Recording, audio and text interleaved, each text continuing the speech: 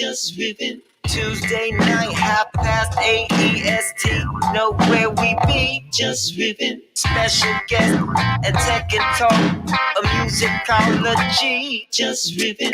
Coming to you live at the same time, here every week, Jus Riffin. Jump in the room, let's chop it up. It really ain't that deep, Jus Riffin. Yeah, what's up, everybody? All right, let me take this off. All right, so we got Little Stranger in the studio with us. They're hanging tight right now. We got you, fellas. We can see you, but nobody else can see you, so it's a secret to everybody. And I got J6 in the building. We are live on Twitter. We are audio live on Twitter. We're video live on Twitter. We are YouTube. We are Instagram. We're doing it. We're trying to figure this stuff out, Little Stranger. So we're going to be with you guys in a minute. In the meanwhile, J6, how you feeling today? What's good with you? I love your glasses as always. Thank you so much. I'm actually getting ready to move to contacts, though. I need a new change. I wanted to do the Madonna reinvent myself thing, but I didn't want to wear the pointy bra because I don't know. I don't think it'd be too comfortable. It might get caught on a hair or something. Yeah, I gotta talk to Madonna about that next time I see her. You should, definitely should, and you should bring back the Vogue. You should definitely do it. I think you look like you got that. You got the look. I kind of tried to dab once, but a young lady made fun of me and said to never do it again. Oh man, you know what the kids call dabbing these days, right? So, at any rate, man. So what's good with you music wise this week? Anything exciting in your world? Well, I just have this new, for the past, I guess it's been over a couple months now. I've been talking about it. I just have this new energy of new tunes, but most importantly, just a new live presentation. And I've been really diligently working on that, and part of that is trying things, spending hours on them, and then it not working, and then saying, okay, I'm pivoting to something else. Because as we talked about, I decided to book a bunch of shows solo, and I'm also playing with some tracks, which I've never done before. And as a matter of fact, I used to shit on people that did that years ago. So I'm kind of a hypocrite, but that should be the name of the album. Hypocrite or shit on people? Shit on people sounds much better, bro. I think they'll get it, I think they'll understand. But yeah, look, man, music, we love music, man. And the cool thing is I didn't know about Little Stranger, and I'm so happy that they're on the show. It's like a breath. You live in a fucking box? You never heard of Little Stranger? No, but that's okay though, because there's a lot that I still haven't heard, and I love listening to new music, and I didn't know what to expect, because you didn't give me the 1-2 on them, and sometimes I just dive in. I say, fuck it, I'm just gonna fuck around and find out, and I started listening to them, and I fucking love them. I fucking love them, man. Very, very cool, very unique, very oh man, I would say they resonated. I resonated with them, and it was compelling what I saw. So I'm always into it when it becomes something like this. And the voices are great, and the musicality is great. And so I'm excited to talk to them today because it's definitely new for me. I know that you've known them for quite a while, and then we have hopefully. Trying to lock down Black Dave as a guest, and he was made a comment like he was so stoked to see dudes from where he's at, I guess in South Carolina. I don't know if he was from Philly, but definitely I'm probably South Carolina, and so that was pretty cool that they got some recognition from our circle of crypto Twitter. That's really cool. And just for future reference, so I didn't really give you much on them before I gave it to you because whenever I do that, that means I'm trying to sell you something. Like, okay, so listen, you might first hear him at first and you might not get it, it might sound a little, and the one guy, he killed a few small children at one point, but don't judge him by that. So if I'm doing that, that's when you got to be worried. But if I give you zero information, that means that you're going to be super surprised on the positive. So hopefully, I'm glad you were actually. Yeah, I mean, I like being surprised, quite honestly, because I love music, and I not to be braggadocious, but I really value my ear, or both of them actually, not just one or the other, but I value both of my ears. And so when I hear something that is even keel across my brain from one ear to the other, I'm in there like swimwear, and I'm glad that I really like them, because if I didn't, this interview would just this conversation will just not be the conversation that we're going to have today.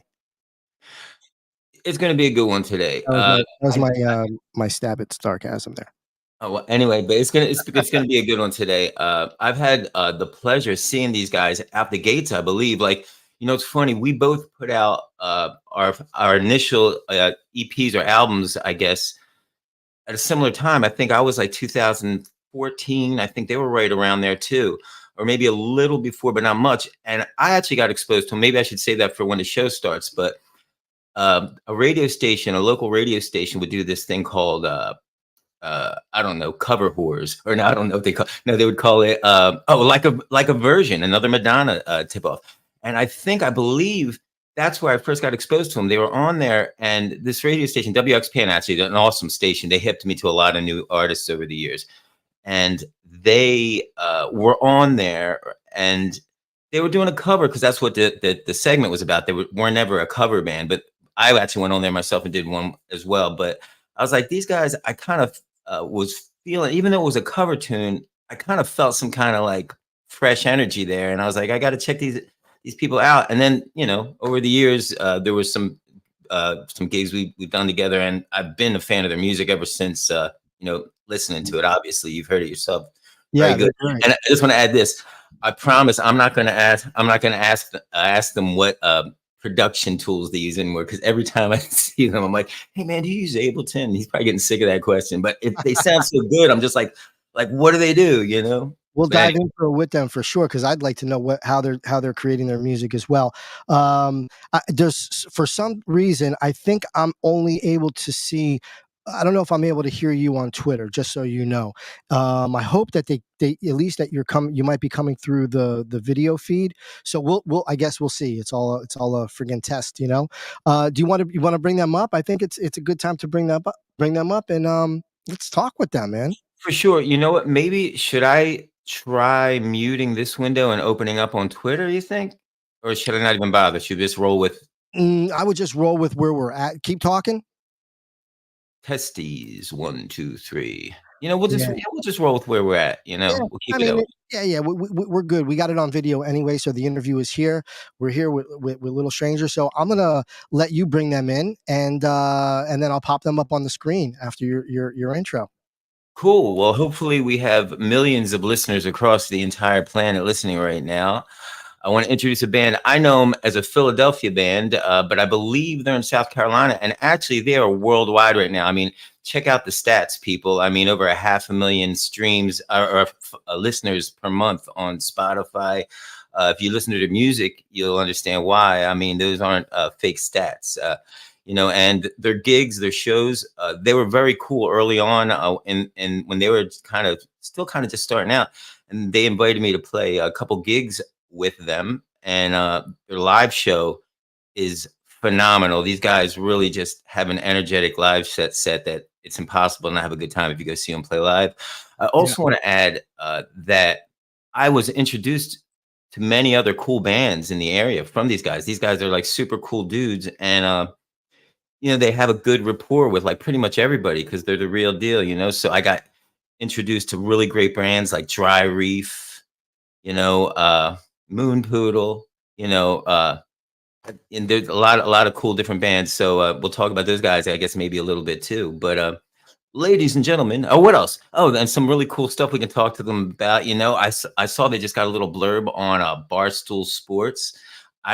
You know, it's pretty cool. And then they got all kinds of shit going on. You know, I suck at this stuff. You usually do this. You threw this at me. You threw this at me tonight because you're like, oh, you know these guys. You'll know what to say. But I'm a fucking idiot. Don't worry, I got Motion 800 for you. You're good to go. All right, let's bring them up. Little Stranger, welcome to the Jus Riffin Show. How are you guys doing? Can you hear us?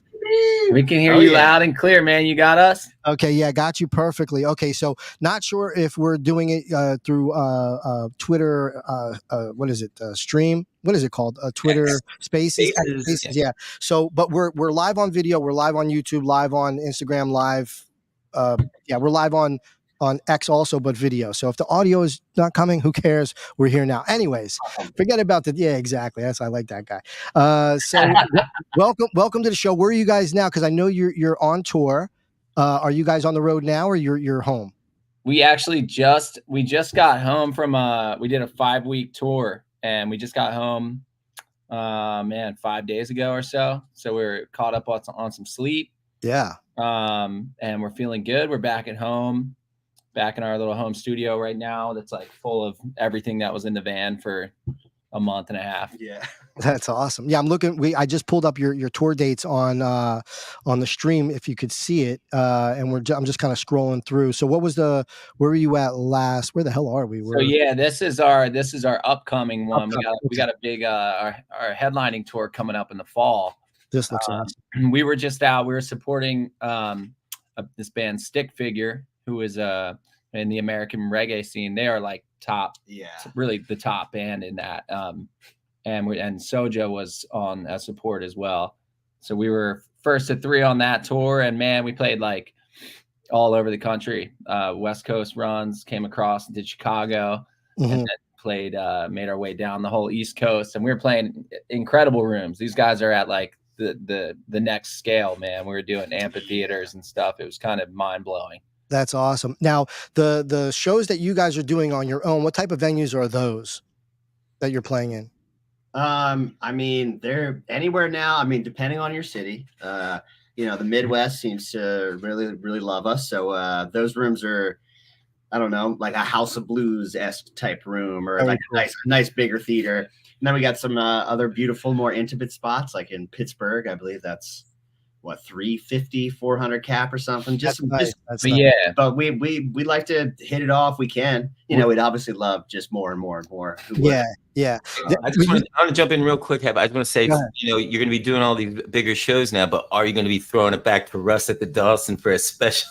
Dude, the whole time I was listening to you guys on the intro, I just kept thinking back to Russ and Dawson, man. That was where it all began for us, playing on the corner there in Manayunk. Tell us about those early days. What were you guys? How did it come about? Before this, we got Cookie. Are you now J6C6?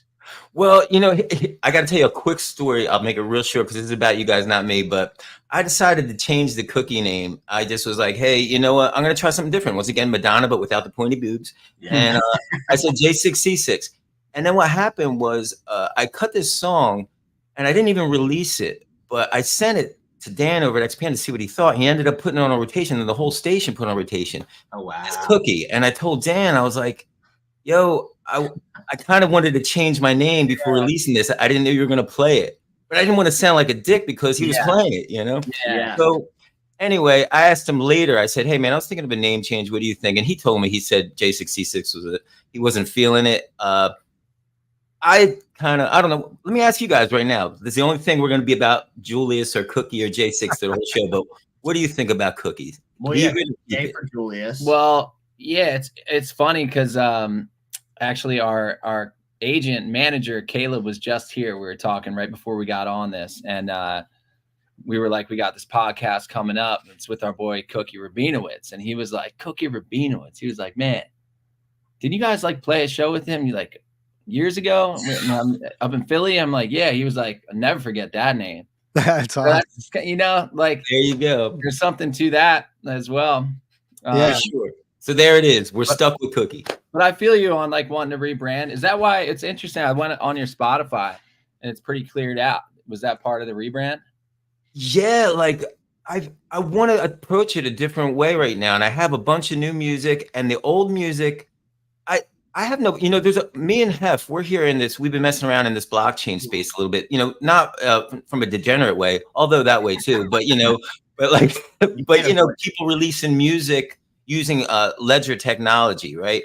And trustless ledger technology with releasing music. And not so much just for that, but I kind of jumped off Spotify because from looking around there, I realized, hey, whether I use blockchain technology to release my music or not, I want to be a little more control of how I present it to people. And it's not even about money. It's like some restaurants you go to and they throw a bunch of shit on a plate and then it looks awesome and tastes awesome.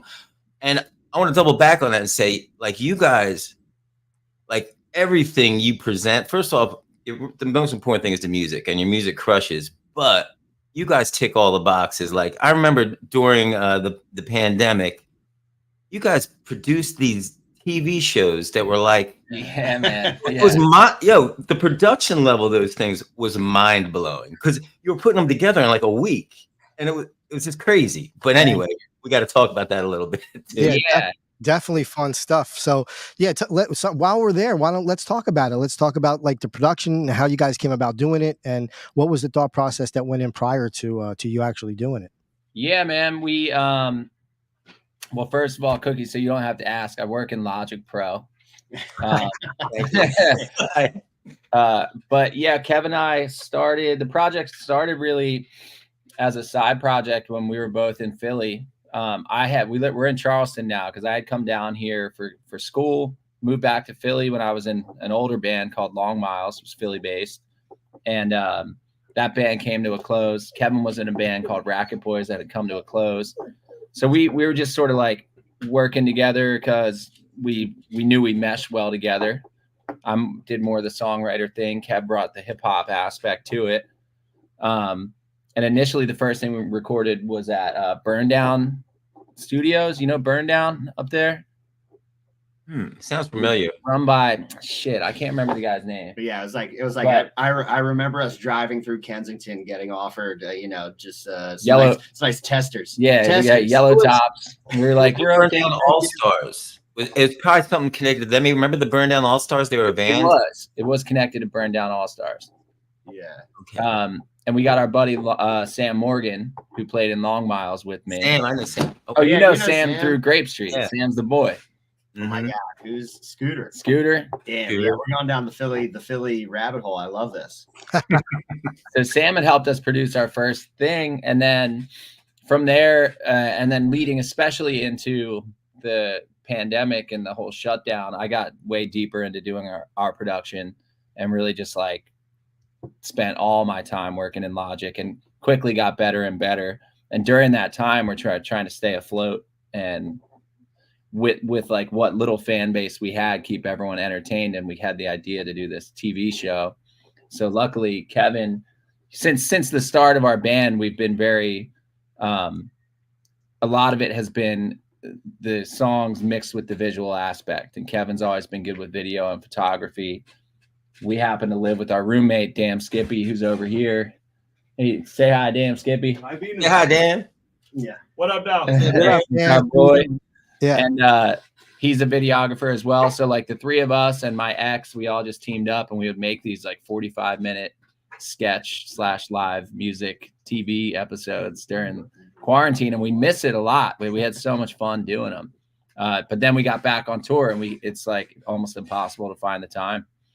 Well, you know, I'll tell you, I can really appreciate it because me and Hef, we do this once a week and it's just live. Like our production is very light. You know, you'll generally see a pair of dirty socks on the floor or something or whatever.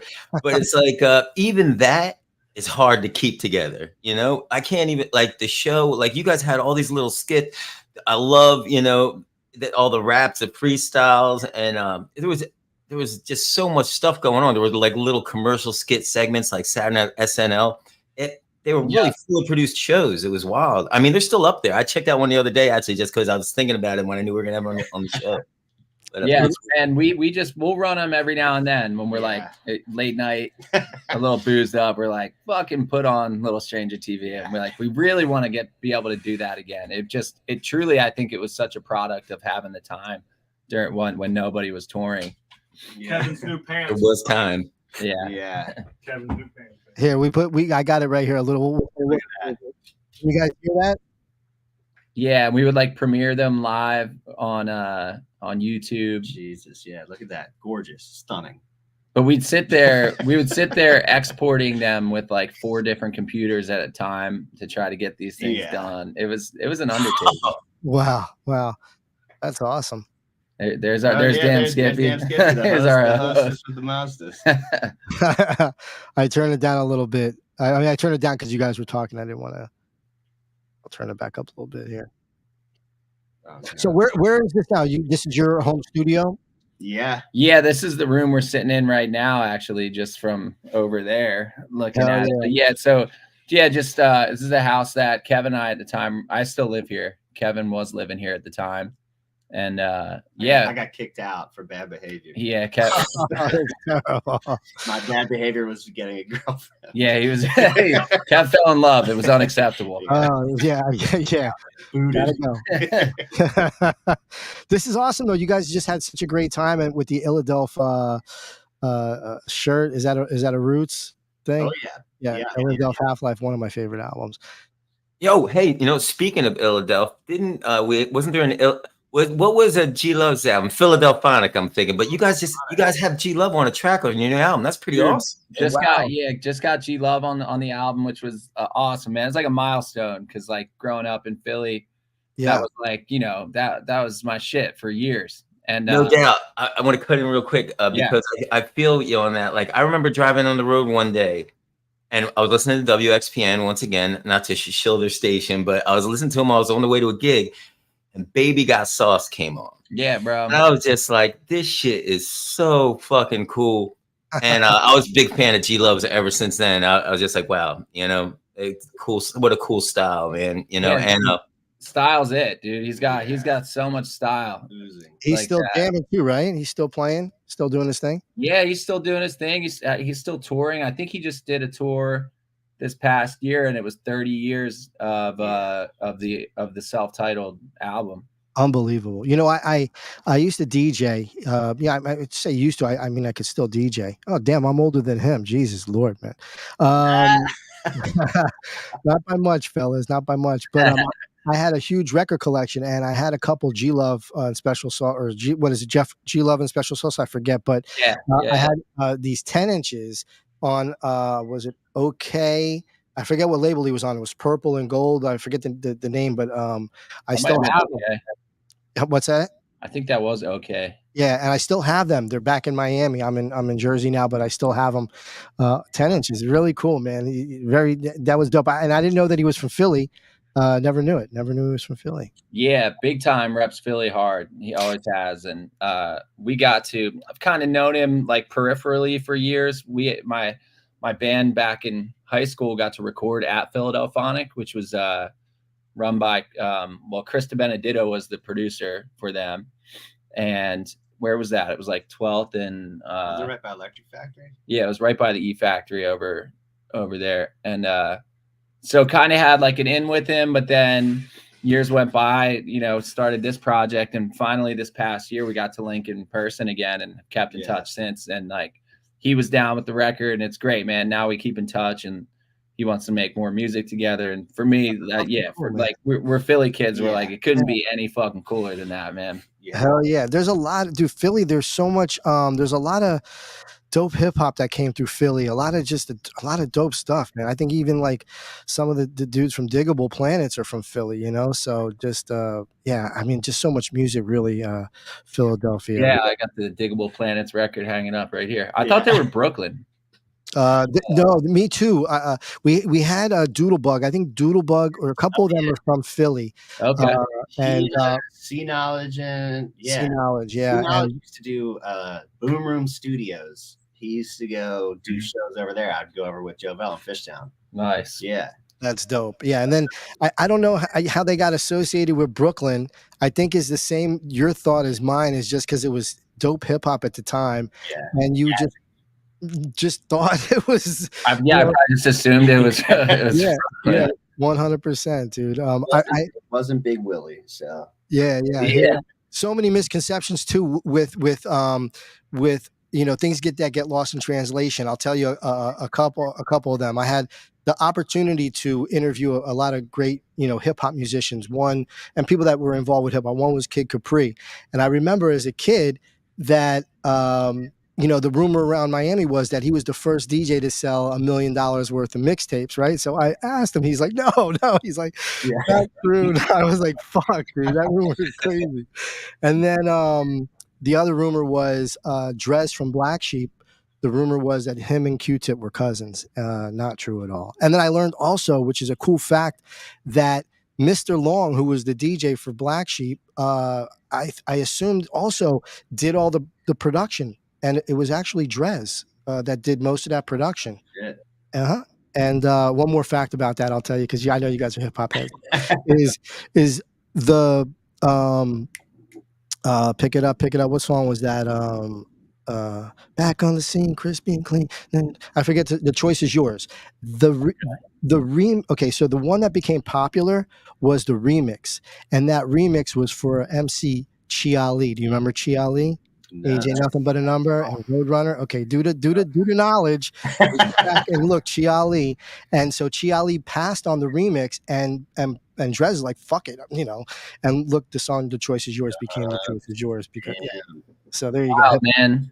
Facts. And how did these rumors get started? Yeah. I don't know, man, but dude, I just, you know, it's just one of those things. I remember the Kid Capri because he was always making mixtapes, and then, you know, somebody's like, oh yeah, he made $1 million. You know how it just starts one person, Yeah. and then the next thing you know is just that's how it happens. And the Q-Tip thing, I think the correlation with them being cousins just happened to be because of the native tongues, and I don't know how the hell that actually came out, but that's what it was. Right. Yeah. Wow. Yeah. So speaking of hip hop, and you guys are like hip hop, I mean, you guys mesh, you know, the music genres together. So hip hop and I don't know what you know, like rock, just good pop, you know, fun music. So first, who's the influence on hip hop, and then what other influences outside of hip hop would you say help mold your sound? Yeah, I mean, hip hop wise, we always tend to go. I mean, Philly, the roots, just like being able to be ready to be able to improv, ready to bounce, kind of at any moment, and be have a musical backbone with it. You know, it's like sometimes seems like a cop out because like you know every beat's fucking musical, but the roots it's a pretty unbelievable thing, and Black Thought is the number one. MF Doom stuff always great because Danger Doom's one of our like both of our favorite albums because that's an album that's like got incredible production, some great hooks on it, and then MF Doom is just kind of at his best, his most creative and lyrical and like silly, like because I think we bring a little bit more of the like that kind of fun and having fun while doing it type thing. Yeah. I mean I think like those are probably bigger up there in the hip hop world. Yeah. I was talking with somebody just about Will Smith the other day and just about how like that was like the first thing my parents were like, you're actually allowed to check this out. You know, I think he had put out Big Willie Style, and I was showing Jarv a song. It's like I think it might be the opening track you all know on the album. And Jarv was like, "Who is this?" And I was like, "This is Will Smith." I was like, "This is Will Smith." You know, you don't want to give him too much credit, but yeah, pretty unbelievable for people of our age. You know, like the parents like having like Will Smith saying you can listen to this. I can kind of relate to that a little bit. Fortunately, my parents, it was like John Denver, but but you know, I'm wondering if the parents today are like, okay, you're only allowed to listen to Cardi B right now. No Sexy Red, that's too wild. Right? Yeah. Like Cardi B has that threshold been pushed? I'm sure it has. I don't think the parents understand. Yeah, who would pass? Parents, which I think is good. Like that, it's almost like too crazy to you'd have to find it because that was like when I started burning CDs. That was when I got all the stuff I actually wanted. Like friends would make mixtapes or whatever. Yeah. Kev definitely brought. Well, the band that really brought us together was Gorillaz because I had gotten so heavy into Gorillaz and like fell deeply in love with their catalog. When really all I had known before I got into their catalog was like Clint Eastwood and Feel Good.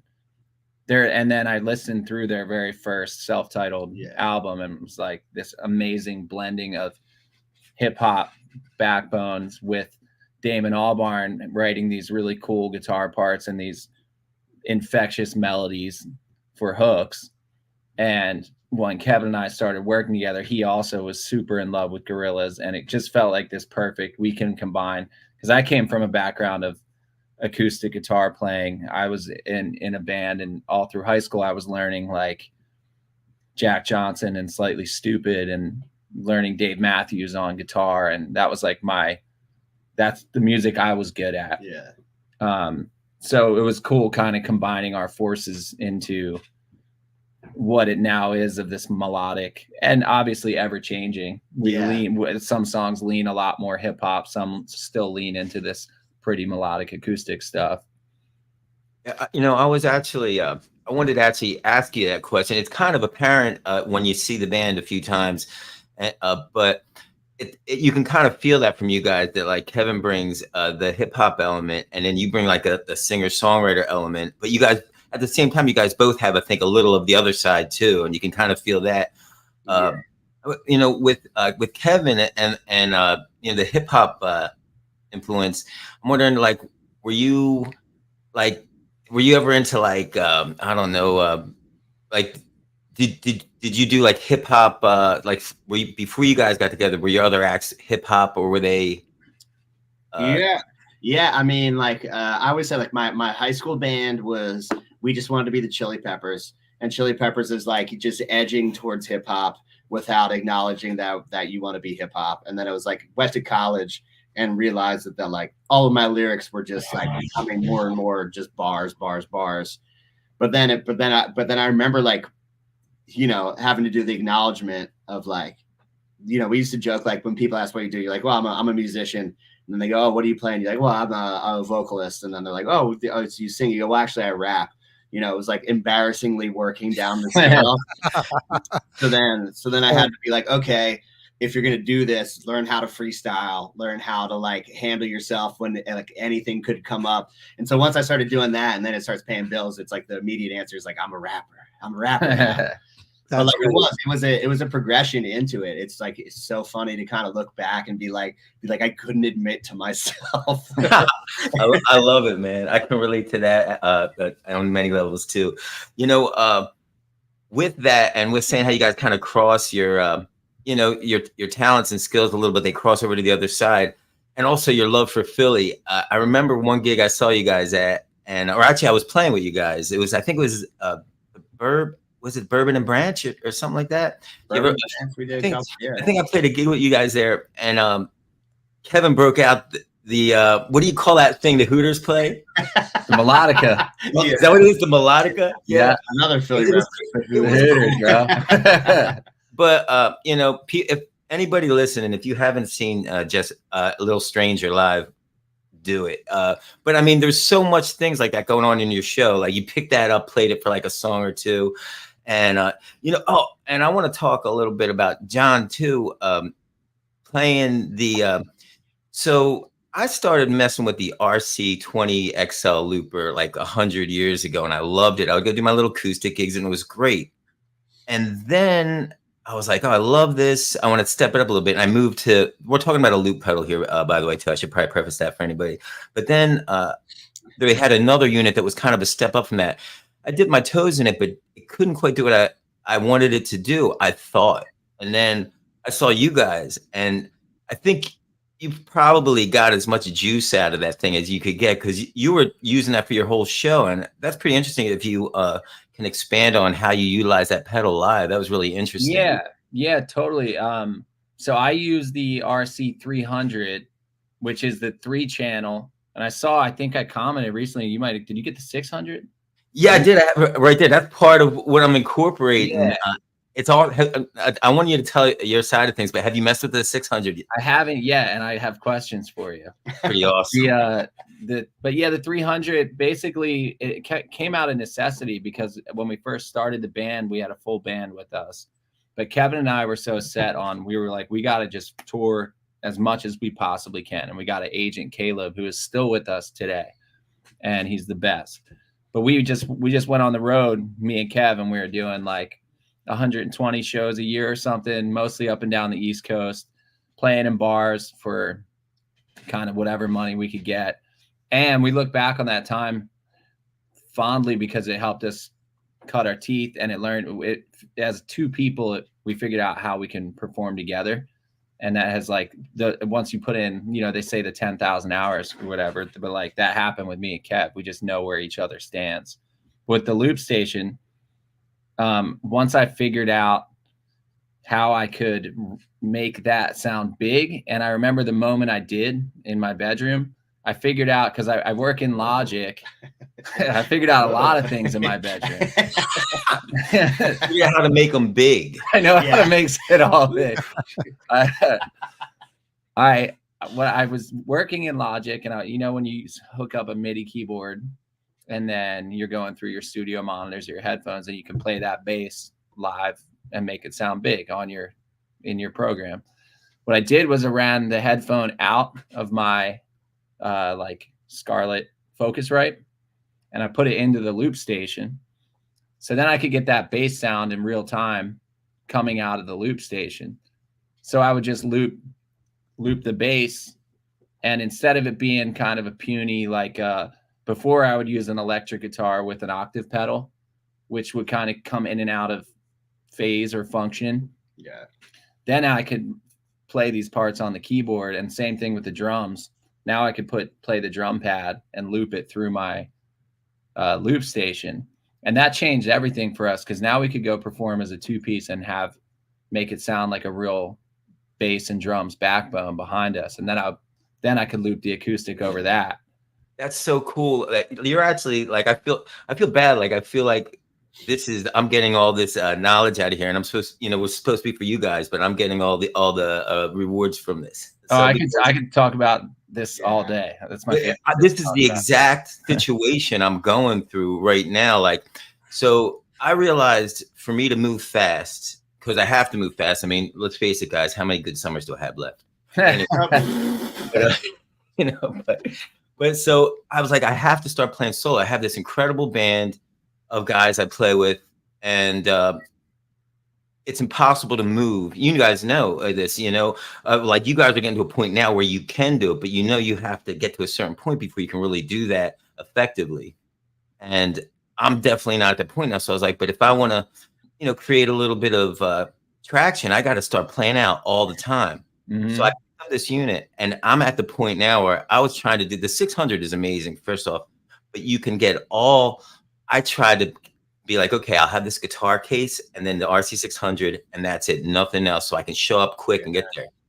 But what I realized is I'm not getting that fat sound, because I didn't want to bring a laptop, and I didn't want to bring a guitar amp either. And the RC600 has these kind of all right guitar sounds if you plug straight in. And I was just going to go for the efficient method. But what I'm realizing now is at a certain point, you have to leave some of the efficiency behind. I'm going to have to carry a guitar amp in one hand and the pedal, and have the guitar on my back and go to the gigs. Right. But what you're saying with making the bass fat, I definitely want to dig in more about that, if not on the show at another time, because that's the problem I'm having. I'm utilizing some looping, some tracks, and I'm not quite getting it where at that point you're talking about the fat. The only drawback to our current setup is that it does require a laptop, because I'm running the sounds, pulling them from Logic, and I don't like touring with a laptop. We've had shows where you're playing a festival at 3 p.m. in August, and I've had my computer overheat, and then you're just fucked. And so now we have a system where I got a fan blowing on it, and I got it covered in the like heat resistant material, and it still can just be a headache having the laptop. So my hope too is eventually to find a workaround where I can have something that I'm playing the drums with, maybe a keyboard that just has the bass built into it, and I can not have to bring the laptop to get the sounds I want. For sure. I want to add this too real quick about the laptop thing. Like now I'm on that page with not wanting to bring a laptop. One of the reasons why I don't want to bring a laptop, besides the inefficiency for bringing a computer, booting it up and doing all that stuff, is also I always feel like as soon as, and this is an old way of thinking, but as soon as I see a laptop on stage, I'm like, okay, when are they going to break out the music stands too? But I want to add to that, when I've seen you guys play numerous times, and you guys, your presentation is so tight that I don't even remember what you have on stage except for yourself and your performance, and it sounds amazing. Like you guys could have, I don't know, you guys could have a gravy ladle up there, in a dress. But I mean, fucking gravy ladle. But I mean, so I mean, I try to remind myself of that too. Sometimes it's easy to get caught up in like at the end of the day, it doesn't matter if it sounds right and if the energy's there. That's what counts. Well, like you were saying earlier, sorry. No. I was just gonna say, because we've seen you play with just an electric guitar before and rip some songs, and like, I don't know.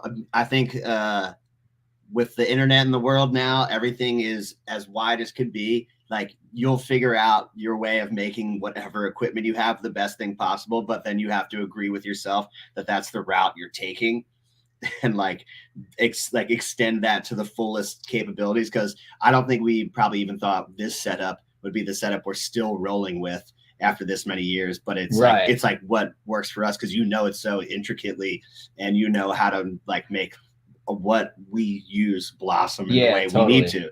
So I don't know, because like Totally. I don't like all this self-doubt talk. Okay? I mean, our shit is literally like my setup is on top of a stool that our old roommate had from Target, and I just like built it out a little bit, and it's all my pedals are in it, and I thought this would last us for like a summer, and then we just played on. We just brought that little fucking stool on stage at Red Rocks.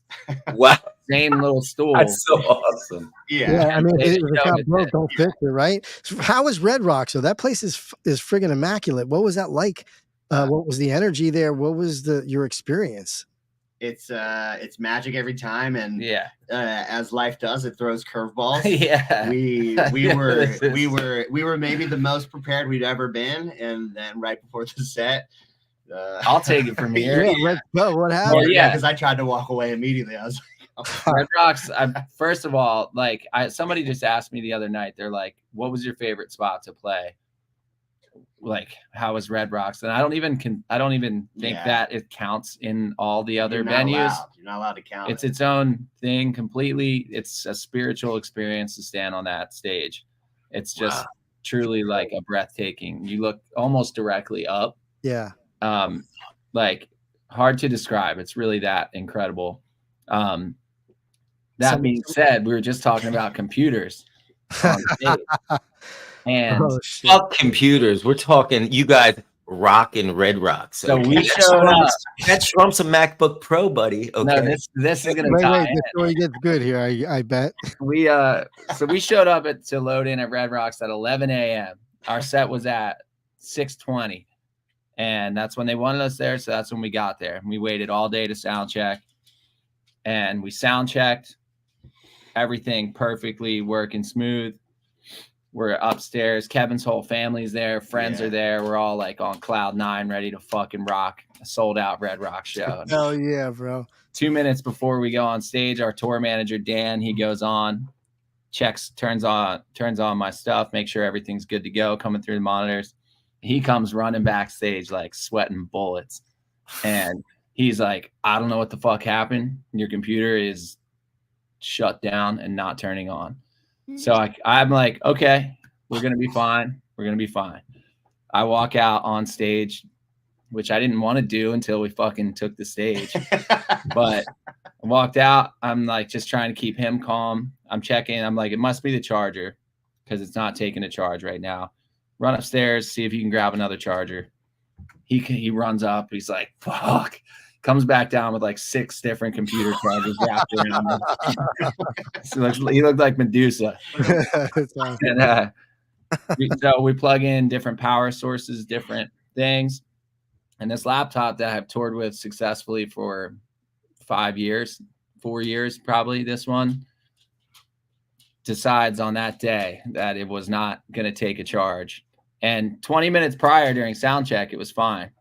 So right before we went on, I'm like, it was time to play. I'm excited to accept that this wasn't going to work. And that's how I play my drums and bass through the MIDI keyboard. Luckily, we had on this show, we had our 2 horn players and 3 backup singers who are fantastic. And we have a couple of our songs we do are just loops that I play straight directly from the loop station. So we had like 3 songs that I could just play the loop. We get up and rap and sing. And then we had to go acoustic for the other half of the songs. I think to your average person watching who didn't really know us, they wouldn't even known. Yeah. And we had harmonies and the horns. Yeah. But I mean, we opened up the show at Red Rocks with Amazing Grace, Yeah. John and 3 backup singers. It was stunning. Yeah. It was stunning to watch as the other guy on stage. I was hooked. Just like one of those moments, I was like, if we can fucking keep our calm right now and rock this show, Yeah, we can get through any situation. Right. And what an amazing story. Yes. Wow, man. Yeah. That gave me goosebumps, guys. Red Rocks and Your Shit Don't Work. You Yeah. guys are the tightest band I've and definitely in the top 5 tightest bands I've seen come up from just starting out and to do your biggest show and your shit not work. Yeah. Yeah. It was some lesson Murphy's from Law, the right? fucking universe, man. Wow. That's awesome, though. It's a But at least- test, man. These are tests. You guys passed the test. Next Hell thing yeah. is, what's next? Let's go. Yeah, exactly. I want to ask, since we're talking about touring and stuff, what about Europe? Let me back up for a second. So you guys are making music, and back in the day, we would, beat each other up to try and get a record deal and all this stuff. But in today's day and age of music, you could do things on your own.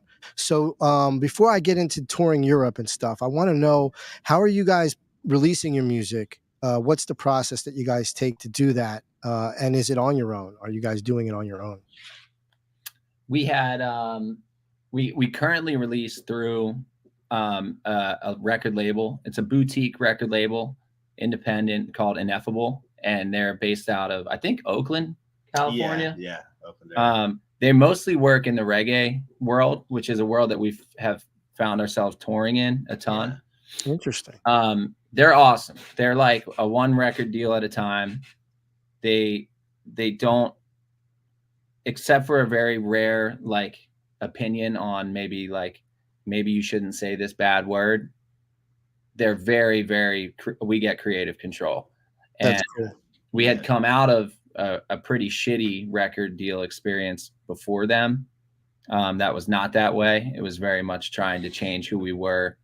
And it was almost the nightmare that you hear about. Yeah. So it was cookie cutter. It was as cookie cutter label as you could find. See, that type of shit makes zero sense to me, guys. Like, I'm sure it does to you too, because it makes zero sense. Because the fuck did they sign you for? Like, what's the whole purpose of it? Like, yeah, just go find Mickey Mouse then. We're not that handsome that they could have just Right. thrown any track. Yeah, right. We still would have had to do it. They had told us this is not Ineffable. Ineffable we fucking love. This was this label prior, and they loved Little Stranger. They wanted us. They flew us up and wined and dined us to New York, and that part was sick. That part was sick. We ended up having to pay for the fucking flights in the hotel though when we tried to get out. We got the itemized receipt once you got to pay to get your way out. Did they hit you with the receipts? Oh yeah, they hit us with all the receipts. That's awesome, man. So let me ask you though, because first, how did they find you, or did you guys find them? Was it something that you were looking for as far as a record label goes? And what was it that was, besides the artistic freedom and them not stepping on your toes and letting you evolve as a musicians, what made you gravitate towards them? Because like I said, in today's day and age, you could friggin' do this on your own. I know it takes a village and stuff, yes, but what made you gravitate towards them and be like, okay, cool? So you're talking about Ineffable, our current one, right? Yeah. Yes, exactly. Mm-hmm. They had we had already been touring with a bunch of the bands who were managed by them. So we kind of lived in that world. They have a good relationship, and it's odd because it's ever changing. Like Spotify and distributors, it's even from our album that came out 2 years ago, it's different now than our last record we put out, especially with Spotify and streaming. But they had connections to these people, direct connections with distributors, where they've built relationships for playlist opportunities. I think the biggest thing that we've gained from Ineffable is their team is young and they're hip to the evolving streaming platforms, and I think they've offered some insight on where what's the best way to put ad spends out there that are going to have it be the most effective. Yeah, they'll be the guys that are hearing about before it's publicized in an email blast from the company that there's this new way to release it that'll give you more favorable playlisting or things like that. But they're already hearing about it before it's getting reported. They have somebody they're talking to there, so they'll move a little bit quicker. We've caught a couple little waves of whatever change they make, even within the app. And like, you know, like yes, the music has to be the backbone that once it's pushed in front of these people will keep them coming back.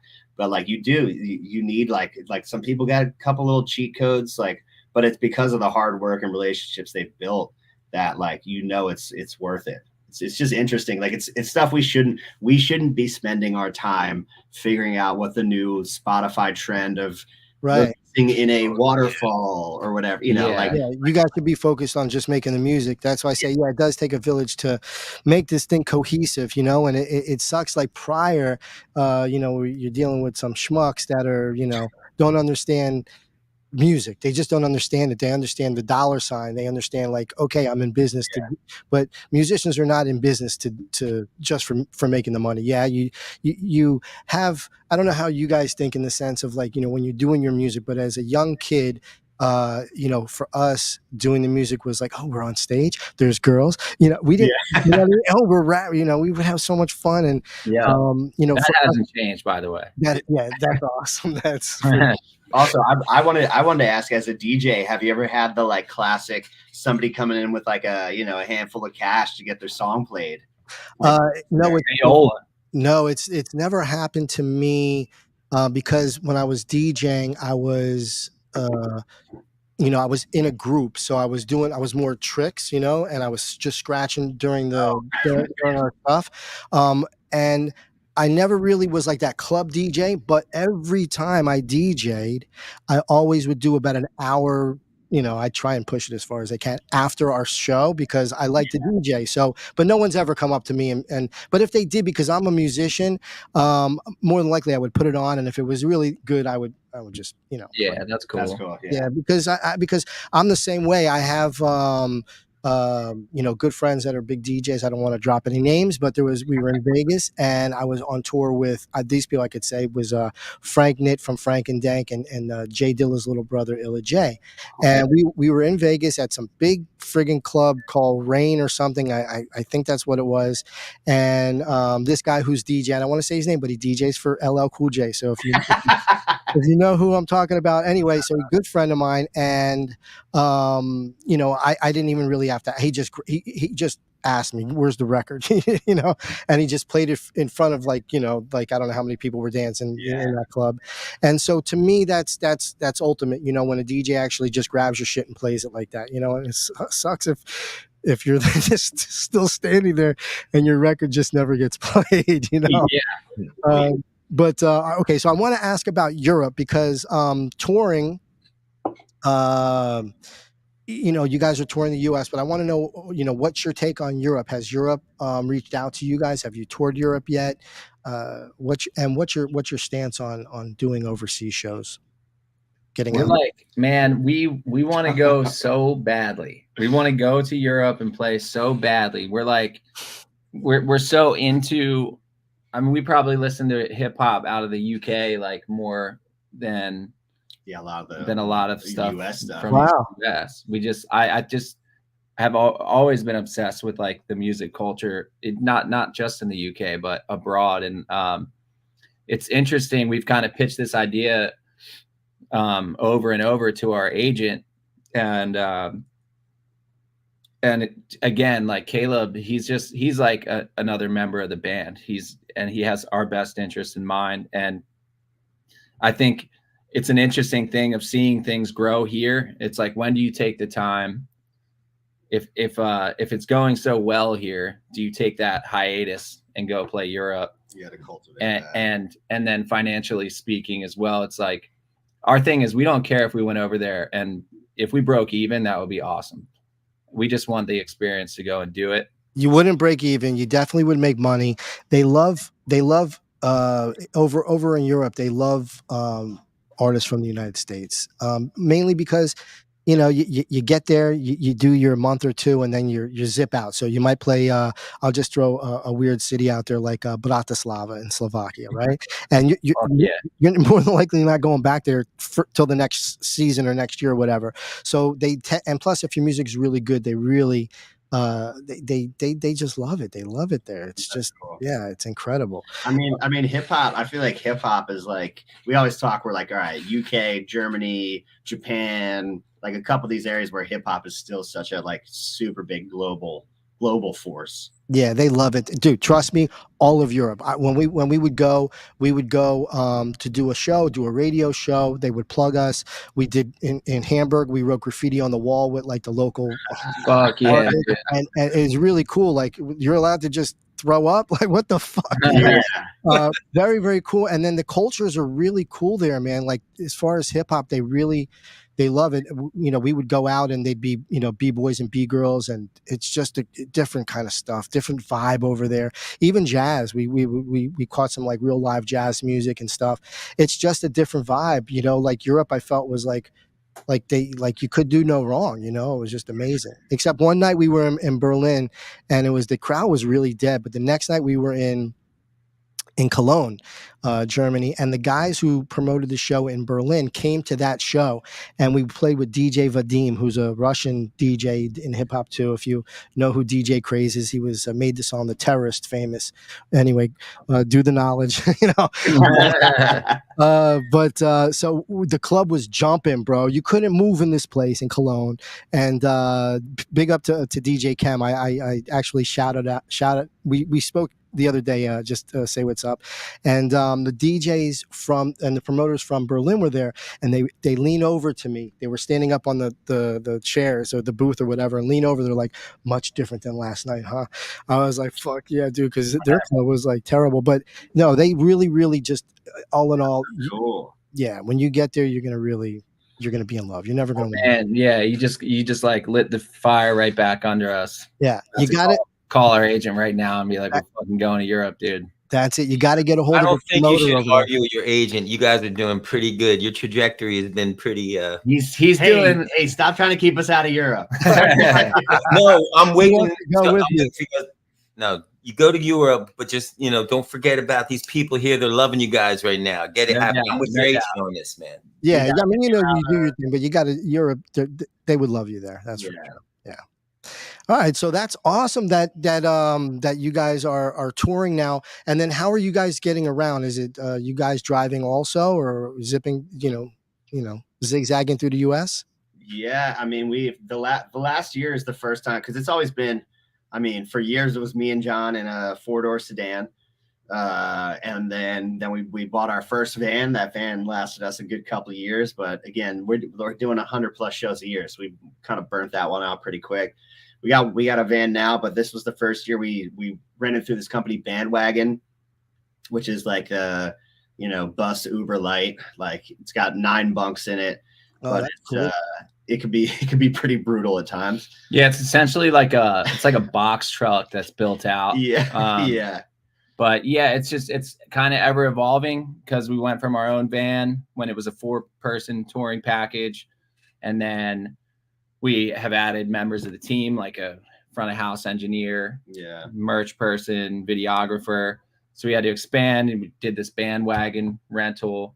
Our last tour we just did, we had to do 2 sprinters with a trailer because we had more people and that wouldn't fit in the Bandwagon. So we're kind of just like it's whatever financially and spatially is making the most sense per tour. Yeah. But recently renting vehicles to do these, because our van here, we put a good 3 years on it. We did like 120,000 miles on it in like 3 years or something. So we're trying to keep that one now for more like local regional things. So we don't just kill that one. Sure. Makes sense. I mean, renting is the way to go. We did the same thing. You just go from city to city, get in, get out, do your thing. It's what it is, but this is the grind. This is great. Look, you guys are blessed that you have talent, and that you guys are really, really talented, and that you're, out playing. It's people's dreams to do this, and they end up spending a lot of time like where you're at, just in the studio at home, and just never getting out on the road, man. It's good that you guys kicked yourself in the asses and said, let's get together, let's do this stuff, let's make this happen. When you were going through all of that and putting things together, you know, what was how good of a feeling was it that you were like, yeah, it's finally coming together? And was it coming together as you guys saw fit, or was you know, like monkey wrenches thrown in at you guys? I mean, I mean, always monkey wrenches. I think like me and John before we started this, we're both kind of the leads of our own separate bands, and we were the guys that were very much like, this is all I can see in my future. If I don't get to have this, I don't know what else I could really do. So when we started doing it, no matter if it was hard, no matter if it was grinding for a while, we were like, it's getting better. It's getting a little bit better. It's getting a little bit better. And there wasn't another option. We were just like, this is pretty much how it's going. It's like, let's hope it doesn't take too fucking long, but like, Yeah. but like we're here for the haul. We're here for the grind. So I don't know. It was like, I didn't see the other path. And I think that was like good that we both were kind of blinders directly into this. Cause it got us here. And I'm glad it took this long, because we feel like we earned it. We feel like we actually put in the work to get here. There was nothing given. But it is a weird, but it is a weird feeling of like, I don't know. I didn't let myself see an alternative, and that helped us. But I also think we both didn't let ourselves see that for a while. Yeah. I don't think there's ever been, there's been times when we've been extremely burnt out from it, but I don't think there's ever been a time that we felt hopeless, even when we were broke and late on rent or whatever. Like, we always were optimistic this was going to happen. And now that we're finally starting to see some money, and that comes and goes, you know, we'll be like, damn, we're killing it now. And then we're like, fuck, we got to buy merch. And now it's all gone. Hey, you know, speaking of that, I have two questions, but you guys are making me think of all these questions that I want to ask you. So with the money coming in, congratulations. I saw you guys just got a placement, I think, in a movie that's coming out, which is awesome. I want you to talk about that. But before we get to that, we're talking about, you know, the trials and tribulations of doing what you guys did. And I definitely have been watching you guys because I'm a fan. And when you take Heaven, you know, you felt like you earned it. Like I feel that for you guys. Like, so when I see you guys like doing these things, like I feel like I've seen you putting in the work personally, like, because I saw you at the Dawson, you know, and I see how you guys work relentlessly, and you always put out like really good shit. Like, you know, I never like, you know, everything is like, you know, I understand what goes into putting out stuff. Like, you put it, the work that goes behind it, and you guys are crushing it. So I give you guys mad props for that. But I also want to say that you are two guys that were leaders of your own thing, and you work together in this one project. And I know it's all, at the end of the day, it's all love, and it's brotherly love and this and that. But have you guys ever had any, like, is there ever conflict? Because they're two very powerful artistic figures running shit. Like with my band, I just tell them to shut the fuck up. Hey, if any of my band's listening right now, I was just joking, guys. Don't hit me. Yeah, we don't have that the ability to just say that. Shut the fuck up. That's a great question, though, because I wanted to ask that too. If you guys are ever like, you know. Yeah, I mean, like, we spend every waking moment of our lives together for probably the last 8 years. So of course we have moments that we like, we'll get at each other's throat. They almost, I would say, honestly, 100% of the time they end in us hugging and probably crying. So we're very good at diffusing anytime we our love greatly outweighs any type of like arguments we're gonna have. And none of them have ever happened truly sober. Yeah, they're usually like end of the night. Yeah, it's always like dumb shit. But when it comes to like the two creative forces, I think it's actually kind of been the opposite of like I was described like when me finding Kevin was like what I didn't even know I needed, because it's like fueled me and my own creative abilities. You know, it's cool. Like I couldn't rap like at all before this project started. And now I rap on stage, and I do it pretty fucking all right. Yeah. Okay. We're gonna put you guys to the test. Actually, we're gonna for I sure. can't freestyle though, but I can write good Hey, rap. come on, now, no excuses. Hey, I'll even try and freestyle with you guys too. Okay, and I'm very new to this. I lost my train of thought with what I was going to say to you in the sense of yeah, getting through the arguments and stuff like that, and really, I guess it's no pun intended, but it's brotherly love, no pun intended to Philly, but yeah, at the end of it, that's what it is. You guys understand what's at stake. Sometimes you don't see eye to eye. Shit happens, especially like you said, you're on the road, you're spending all that time together. It's gonna definitely happen. But if you guys can hug it out, and if you guys are doing a little bit of crying, cool, good too, man. It's good to get all that stuff out. So always positive, man. Okay. Yeah. All right. So I'm gonna pick a word. Oh God. Yeah. Before we get to that though, Oh before we get to shit. that real quick. Just before we get there real quick, can we hear a little bit about the song placement too, though? Okay. We're giving Cookie saves you, giving you like a little bit of time. I'm just go ahead. That one fell into our lap. We've been actually trying to work with some like sync licensing placement companies. Nothing's really panned out for us on that. We would like to get into that world, because if you get that, that's like mailbox money, even if you get one a year. But this one fell into our lap through Ineffable, the guy who owns that company. It was a friend of his or someone he knew was making this movie, had a hand in the movie, and they wanted to use the song. So of course we, gave the green light. And actually my mom just texted me. Apparently it's got like an amazing review on Rotten Tomatoes. Oh, that's great. So we haven't seen it yet. I think it's only out in theaters. What's the name of the movie? Good things. Good things. Good things, bad things. Oh God, we should know. We should fucking know. Fuck, good bad things. Good bad You're things. right there. All Good Things, or no? Is that Good Bad Things is the title. Oh, Good Bad. And it's not. Oh yeah, was that theaters? August 15th. AMC theaters. At your local AMC. Right. Yeah, that one we kind of lucked out on that. It did fall into our lap, and we got a little bit of money for it, but it was sort of like through a friend. So Either way, but that's fucking cool, man. Yeah, like, it's very cool. Come on, you guys got a friggin'. I'm gonna put it up on the big screen here. You guys have that's cool. Let's go. Song in the. There you guys are. Look at you guys. Look a little different here. Yeah, that's when Kev was big into meth for a while. Yeah, dude. I like the whole getup. Is that a wheelchair, dude? Oh, now I feel like an asshole. No, it's a scooter. Me too. He's rolling though. Don't worry. Don't worry. I'm just playing. I'm goofing. Hey, dude. Like look. If we can't laugh at ourselves, what can we laugh at, man? Very, very cool, man.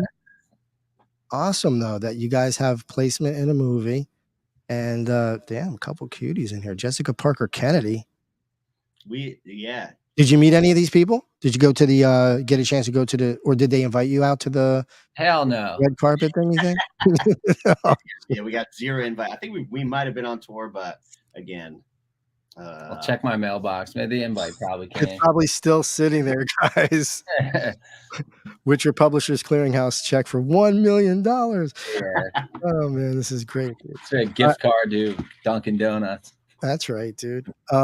So all right, let's since you guys, what's your favorite song? First of all, what's on your latest album? What's your favorite song so far? Shit, man. What was the most fun to make? We're both gonna right. Say it. Bust the Brain. Probably, but yeah, I would say Simply Business is right Simply there. Business up there. Yeah, Simply Business and Busted Brain, they were super fun. They came together really quickly, which are usually like our favorite ones in the studio, and it just kind of pours out. But yeah, it's the opening track on it called Busted Brain, and we just think it's like we made it the opening track for a reason, because it's just probably the oddest thing we've done, and we just think it's super cool. And Kev opens it with speaking complete gibberish, and that's like one of those things that happened in the studio. He just started doing that, and we were like, that sounds fucking awesome. Record that just like that. You know, a quick side story. You guys were talking about the Roots earlier. Well, I heard the story. I don't know it firsthand, but Don't Say Nothing. Yeah, totally. And I heard that's what it was. Like he was in the studio and he said it, and he was going to go redo it later, but they were like, "Nah, keep it."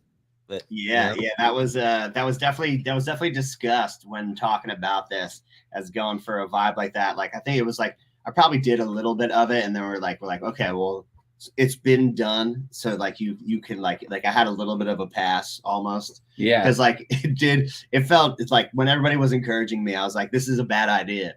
This is a bad idea. I shouldn't just be slurring my way through like a little chorus, but it worked out. It worked out. I love it too, and I also want to add too, for real, 100%, Simply Business. Every time I have to DJ at the club, I always squeeze it in there, and I love it. I don't say, hey, you know, I don't preface anything. I just throw it in the mix, you know, and you know, people dig it. So I'm playing it from Spotify though, which isn't really legal in the US. So you're not really getting your just BMI payments for it. So I apologize, but I'll hook it up. What club are you at these days? I don't know if I should dox myself like this, but I will, because, you know, we could use the extra business. It's the Gold Club in Philadelphia. Okay, wait. But Gold Club was on Girard, right? For a while? Well, no. So that was originally a place called Oz, which was then Signatures, which is the same people that owned the Gold Club at the time. Then it became the Gold Club for a brief moment. Yeah. And then there was a gun shooting, and then it's in the street. It wasn't really at the club, and then it became something else now. But I'm not going to say what it is now because I don't want to kill their business because I mentioned gun shooting. Yeah, good call. But that's a different place. The place I work is Center City, actually. Okay. What was the one right like next to the Blockley Poorhouse when that was there downstairs? You know what? Was that the Trestle Inn or something? No, Trestles. I thought that was a Trestles, like Fishtown, Old City, like Trestles. Yeah, that's right. That's the Go-Go Club. That's the Go-Go Club. I used to work a block away from there. I forget the block leader for some reason. The block leader. It was open like 10 years ago. It was like West Philly Penn campus. It was called the block. It used to be the Cabaret, and then it became the Blockley Poorhouse for like 5 or 6 years. We used to play there when I was like 20, and there was a little club like right down the block and down the stairs. I had to get money out for merch money from the strip club. Yeah, one night. Can't remember what it was. And that's I'm drawing a blank on that, on the Blockley. It's so weird though, because I know it. It's a big, you know, the Blockley is a kind of, is it still there now? No, it got shut down. Probably like 6 or 7 years ago. I think Penn campus, like I think there was some underage drinking going on there, and that was all they needed to buy that out and just have the city shut it down. It was a great club too, but. Cool venue. A lot sometimes, you know, in Philly. Well, not so much anymore. They're pretty strict with the underage stuff, but a lot of places went down that way. I remember there was a place that was kind of fun to play on in Center City. Was it 12th Street or 11th Street? It was. Oh my God, I even forget what it's called, but it was upstairs. You guys ever remember that place? Milk Boy? No, Milk Boy's there still. I think right. But we talked about Time. I've heard Time's still there too, but there was some place I forget. But anyway, it doesn't matter. There's a million places. Yeah. You know, was it James' place? No, I have no idea. I felt like I felt like I felt like I was on my own island over here. Oh my gosh! No, this is great, dude. Great interview. Okay, so I have this song loaded up. Is it cool if I play a little bit of it? Yeah, absolutely. All right, let's do it. Let's get into it. So this is a Little Stranger, Simply Business, guys.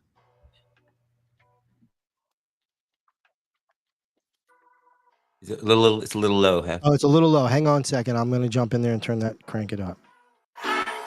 Oh yeah. Make me want to start rapping. Here we go.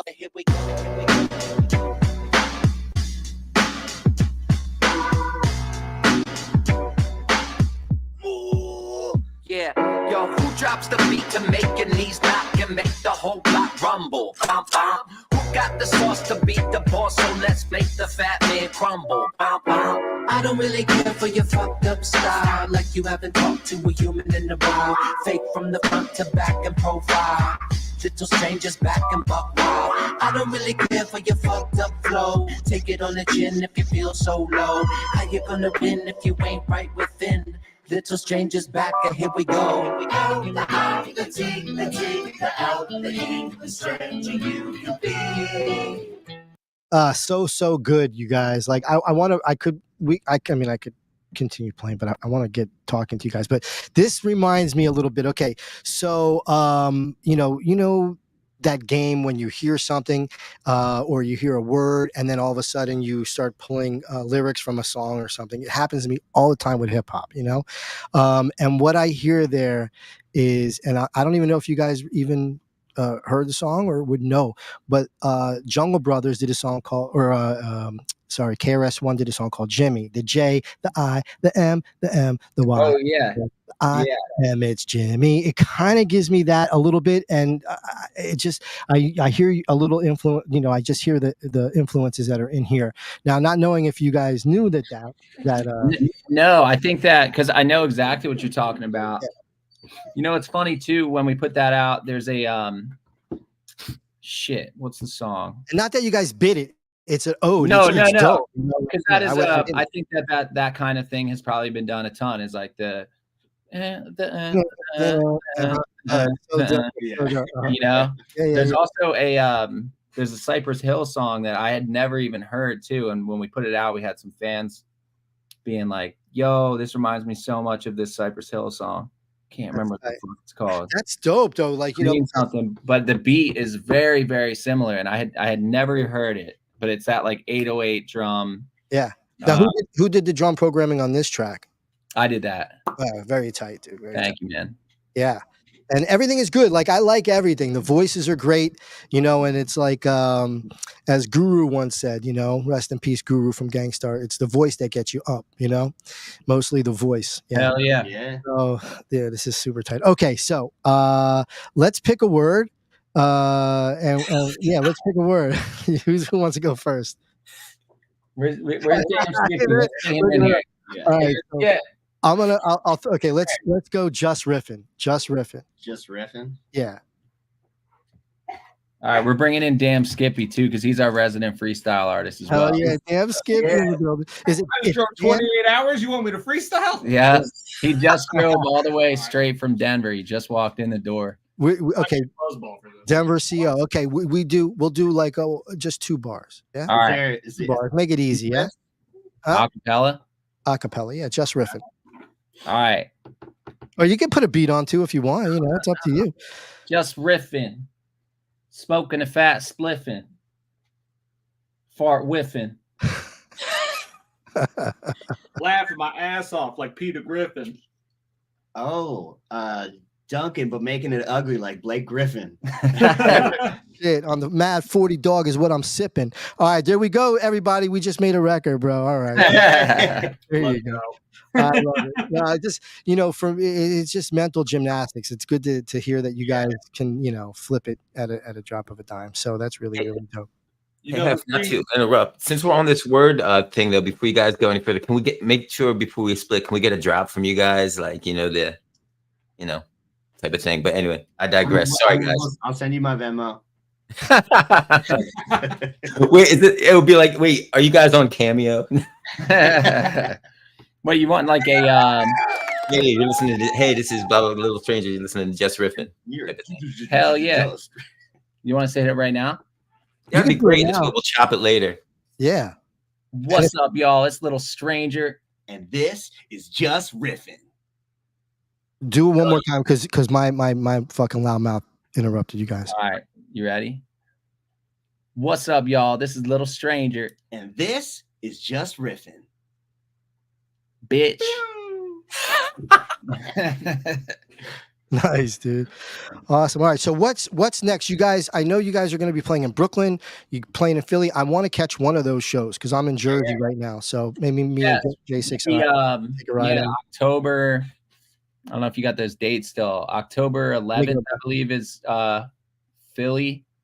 Brooklyn is maybe like right before. Yeah, hang on one sec, guys. I'm gonna Brooklyn Bowl. We'll be at Brooklyn Bowl, and then we'll be at Union Transfer in Philly. Yeah, I saw. Cookie, we were saying, bro, you got to come out to the Philly one, and we're getting you up on stage. We got to drop. Let's fucking do it. Let's do it. Let's go. So we got September 26th.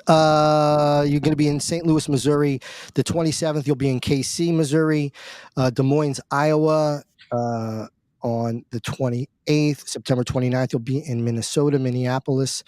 On the October 2nd, you'll be in Milwaukee. October 3rd, Chicago at the House of Blues. Very nice. October 4th, Indianapolis, Indiana. October 5th, Columbus, Ohio. October 6th, Detroit, Michigan. Represent the 313. Let's go. Buffalo, New York. Boring. I hate Buffalo. We love Buffalo. Yeah, I was in Buffalo. It was like friggin' 2 below. Oh yeah. And then we went on to Toronto. It was like the worst. I got sick, I think.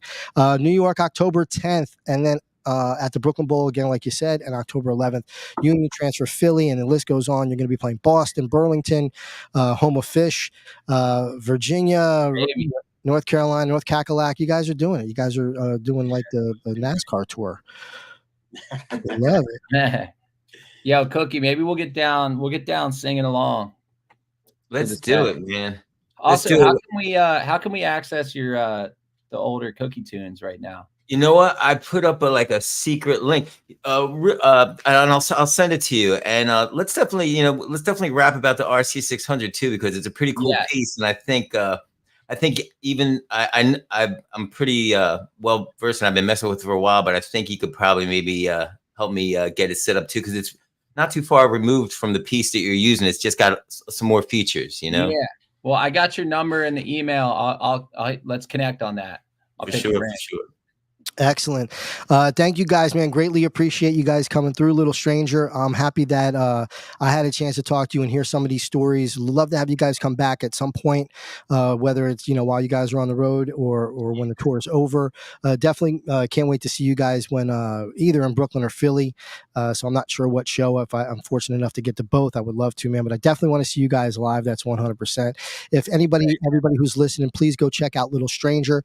I put some stuff up here on the scroll monitor at the bottom. So littlestrangermusic.com, and they're on tour now. Any last words from you guys before we get out of here?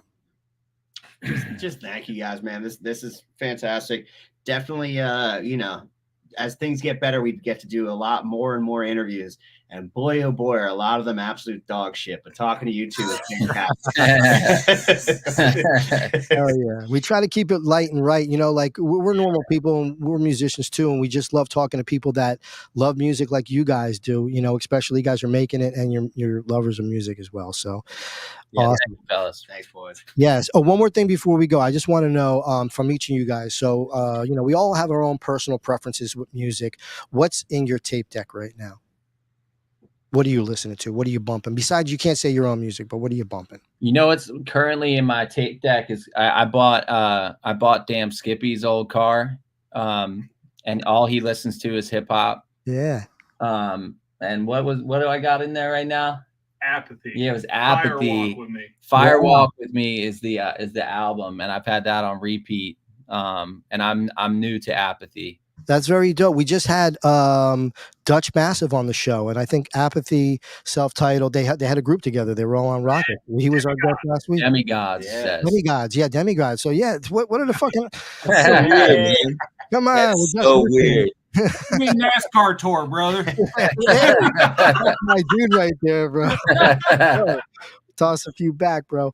Awesome. And then Kev, what are you listening to? What are you bumping, bro? I just someone just turned me on to Doechii, Doechii, female MC on Top Dog, who's like rapid fire stuff, but she's phenomenal. Someone sent me 2 songs recently. One was called Nissan something, but I've been listening to a lot of her. Very dope, man. Very dope. All right, you guys, I want to thank you again so much for coming through. Greatly appreciate you you being here with us and chatting with us. This has been Jus Riffin. We do it every Tuesday night, 8:30 p.m. Eastern Standard Time. Find us on Twitter, find us on YouTube, find us on Instagram, and don't forget to check out Little Stranger. They're going to be on tour, they're on tour, and make sure you listen to their music and support. Thank you, everybody. J6, any last words from you, my guy? Just thank you guys immensely, man. Rooting for you guys big time, just to keep moving, because I just see you working and you guys are awesome, and you inspire me too to do better myself and work harder. So appreciate you guys. Thank you guys. Love you guys. Thank you. Love you. Appreciate it. Peace. Jus Riffin. Tuesday night, 8:30 EST. Know where we